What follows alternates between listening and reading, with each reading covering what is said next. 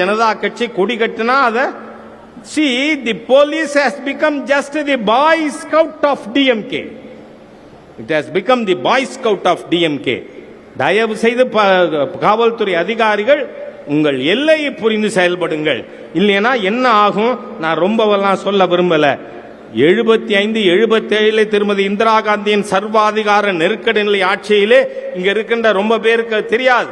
அந்த காலகட்டத்தில் தலைமறைவு இயக்கத்திலே பணியாற்றியவன் என்ற முறையிலே சொல்லுகிறேன் நான்.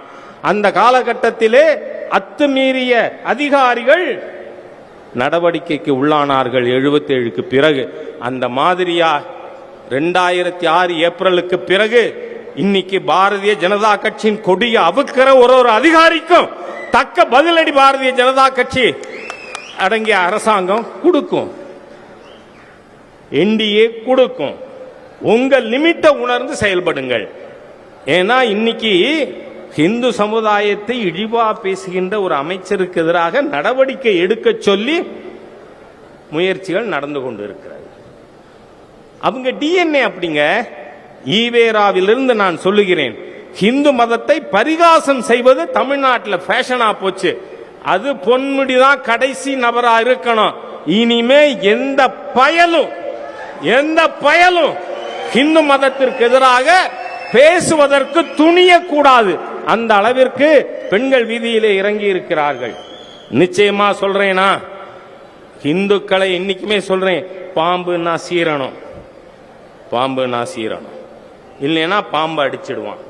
அதனால நான் சொல்றேன், இந்த திராவிடியன் ஸ்டாக் இழிந்த சக்தி ஈனப்பிறவிகள் ஹிந்து விரோத தீய சக்திகள் வேரோடும் வேரடி மண்ணோடும் தமிழகத்திலே அரசியல் கட்டிலிருந்து தூக்கி எறியப்பட்டாக வேண்டும். அதற்கு தலைமை தாங்க இப்பொழுது பொறுப்புக்கு வந்திருக்கிறார் நம்முடைய அருமை சகோதரர் திரு நயினார் நாகேந்திரன் அவர்கள். நான் 2001 சட்டமன்ற உறுப்பினராக சட்டமன்றத்தில் நுழைந்தபோது பெரிய பெரிய அமைச்சகங்கள், இண்டஸ்ட்ரீஸ், இபி இந்த பொறுப்புலெல்லாம் இருந்து அனுபவம் மிக்கவர். தமிழகத்தில் பாரதிய ஜனதா கட்சி உள்ளிட்ட தேசிய ஜனநாயக கூட்டணியில் போட்டியிடுகின்ற ஒரு நபரையும் நாம் மாண்புமிகு பிரதமரே போட்டியிடுகிறார் என்று எண்ணி அவர்களுக்கு ஆதரவாக உழைக்க வேண்டும். அன்னைக்கு இல்லை, ஒரு பள்ளி மாணவனாக நான் qualified chartered accountant and lawyer. அதனால சொல்றேன், அன்னன்னி பாடத்தை அன்னன்னைக்கு படிக்கிற மாணவனுக்கு பரீட்சையில் பிரச்சனை இல்லை. அதனால இன்றிலிருந்து இந்த தீய சக்தி திராவிட முன்னேற்ற கழக ஆட்சி, ஹிந்து விரோத தீய ஆட்சி, இந்த ஆட்சியை வேரோடும் வேறு கலந்தெறிய வாருங்கள் நயினார் நாகேந்திரன் அவர்கள் தலைமையேற்று நடத்துவார். அவருக்கு உறுதுணையாக நாம் அனைவரும், ஏனென்றால் இது பல தலைவர்களை பார்த்திருக்கின்ற கட்சி. ஆகவே தலைவர் என்பவர் the president presides, the party decides.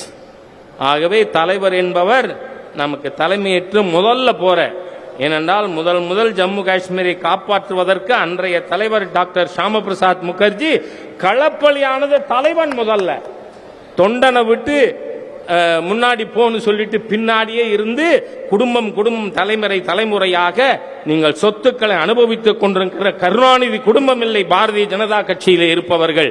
தலைவர்கள் முன்னணியிலே செல்வார்கள். டாக்டர் ஷாம் பிரசாத் முகர்ஜி வழிகாட்டி இருக்கிறார். அந்த வழியிலே தலைவராக பதவியேற்க இன்று வந்திருக்கின்ற அருமை சகோதரர் அனுபவசாலி திரு நயினார் நாகேந்திரன் அவர்களுக்கு முழு பாரதிய ஜனதா கட்சியும் இன்று அதில் உறுப்பினராக இருக்கின்ற கிட்டத்தட்ட 50 லட்சம் பாரதிய ஜனதா கட்சி உறுப்பினரும் உங்களோடு தோளோடு தோள் கொடுத்து மாண்புமிகு பிரதமர் மோடி அவர்களுடைய வழிகாட்டுதலே தமிழகத்திலே 26 ஆட்சி அமையும் என்று அவருக்கு உறுதியளித்து என்னுடைய வார்த்தைகளை நிறைவு செய்கிறேன். வணக்கம். பிளே ஸ்டோர் மற்றும் ஆப் ஸ்டோரில் இருந்து பாலிமர் செயலியை QR கோடு மூலம் பதிவிறக்கம் செய்யுங்கள். செய்திகளை உடனுக்குடன் பெறுங்கள்.